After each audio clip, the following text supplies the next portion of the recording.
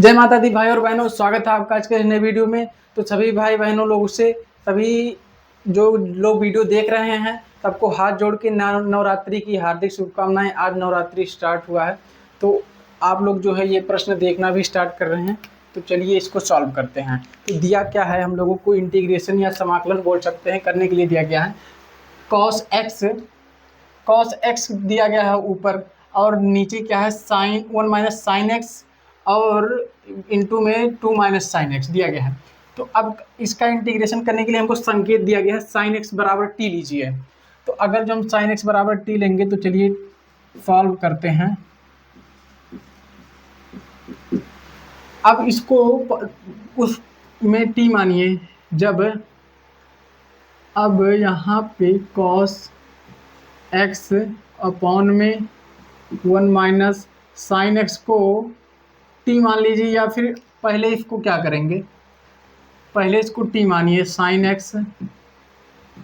X is equal to में टी, sine x is equal to में टी लेंगे तो फिर क्या हो जाएगा, यहाँ पे डिफरेंशिएशन होगा on differentiation with respect to x. अब d t over d x is equal to में d over d x sine x. अब डी टी अपॉन में डी एक्स इजकल टू में यहाँ पे आ गया कॉस एक्स। अब कॉस यहाँ पे डी टी इजकल टू में क्या आ गया, कॉस एक्स का हो जाएगा, मतलब ये कॉस एक्स। अब डी एक्स उधर गया, हो गया डी एक्स, ये इतना हो गया। अब डी टी जहाँ कॉस एक्स डी एक्स रहेगा वहाँ पे डी टी रख देंगे। और अब इसको लाइए, ये क्या है, अब इसको लाइए पार्शियल फ्रैक्शन में तोड़िए। अब ये लगा दीजिए पहले इंटीग्रेशन मार्क, आई बराबर मान लीजिए इसको, इंटीग्रेशन मार्क लगाया, कॉस एक्स अपॉन में 1 - sin x, 1 - sin x, दूसरे ब्रैकेट में 2 - sin x, इनटू में आ गया dx। ये इतना तो क्वेश्चन हो गया। अब आई बराबर में, अब देखिए हम लोगों ने किसको टी माना था, साइन एक्स को टी माना था, साइन एक्स को टी माना था। तो अब क्या करेंगे, यहाँ पे देखिए कॉस एक्स डी एक्स की जगह पे लिख दीजिए डी टी बटे में 1 - sin x की जगह पे 1 - t आ गया, दूसरे ब्रैकेट में 2 - t आ गया। ये इतना आ गया वैल्यू। अब देखिए, अब इसको क्या करना है, हम लोगों को पार्शियल फ्रैक्शन में तोड़ना है।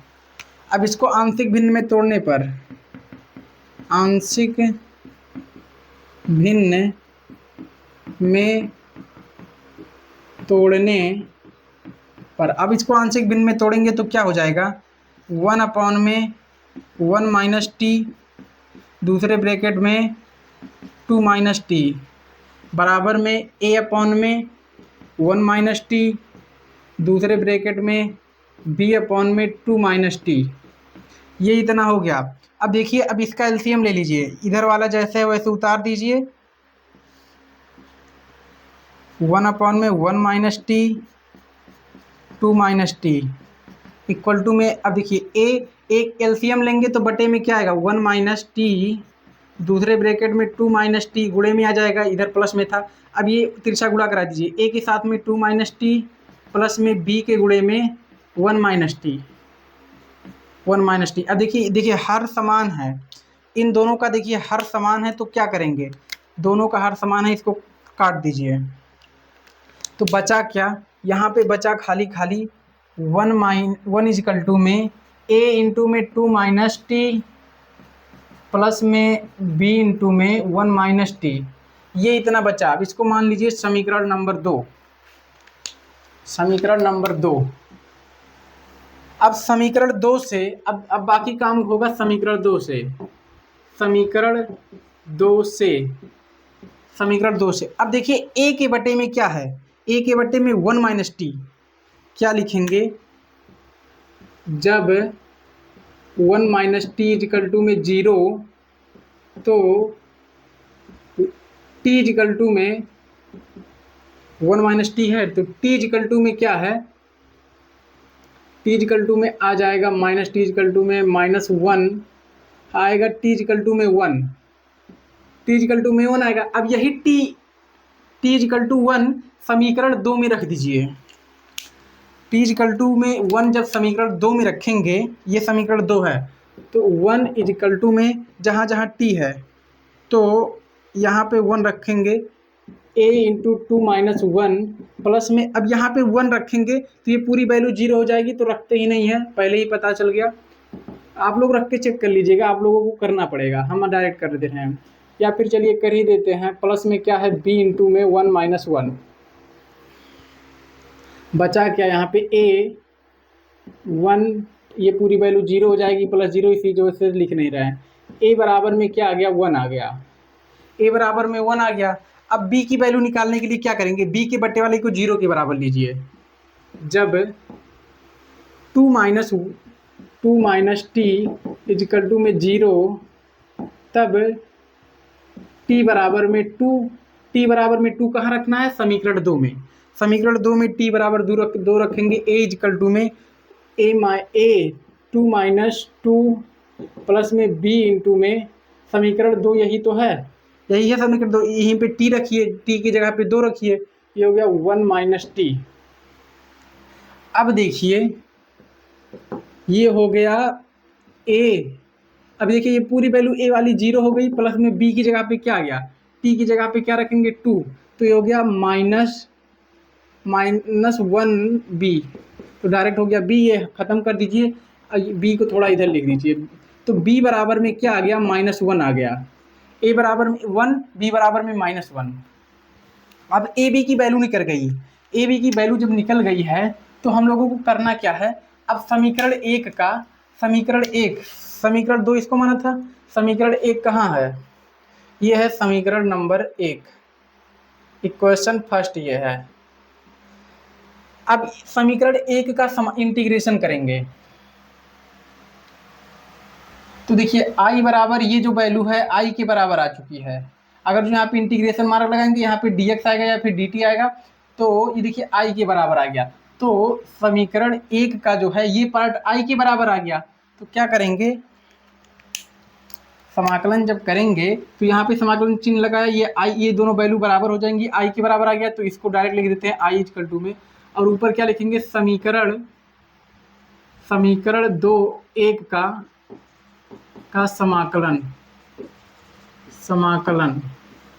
करने पर, समीकरण 1 का समाकलन करेंगे, लेफ्ट हैंड साइड वाला i के बराबर आ गया, इंटीग्रेशन मार्क। अब देखिए इधर वाले राइट हैंड साइड का इंटीग्रेशन करेंगे, a into D x upon में 1 माइनस टी, प्लस में इंटीग्रेशन मार्क b अपॉन में 2 माइनस टी, ये इतना हो गया।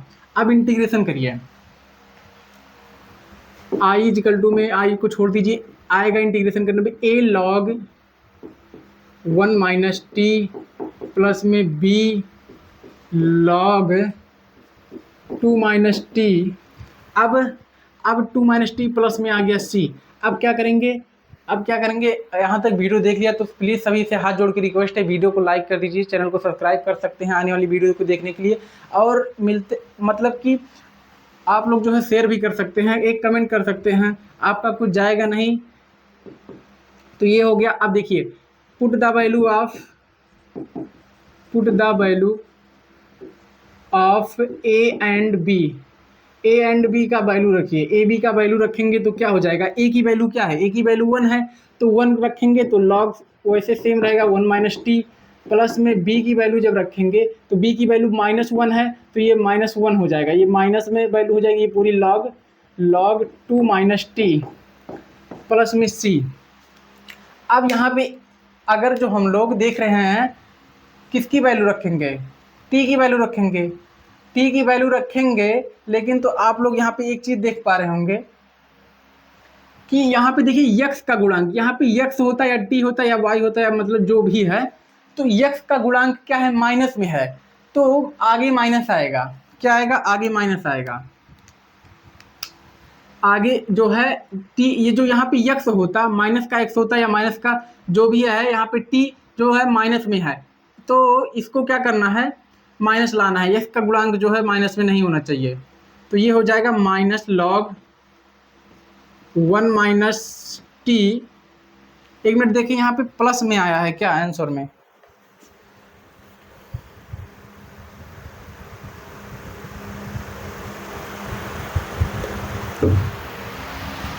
माइनस